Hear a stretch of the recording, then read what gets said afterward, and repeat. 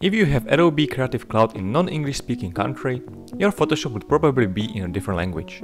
Some would prefer to use English, for example, because the majority of the tutorials are in this language and it's much easier to follow the instruction without the need of translation and estimating how it would be translated into your language. In my case, the Photoshop is in Czech. So how to change it to English? It's not very straightforward, but it's actually quite easy.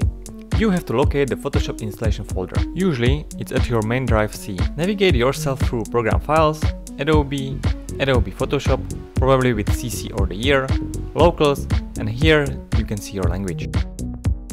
Inside that folder, there is another one called Support Files, and finally, we are at the most important place.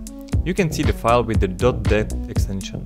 Rename it to whatever, for example, add a backup string there. Now, run the Photoshop once again. You can see that all the menus are now in English. If you want to revert it back to your language, just rename the .dat file to original name. Therefore, add some string which would be easy to remember to delete.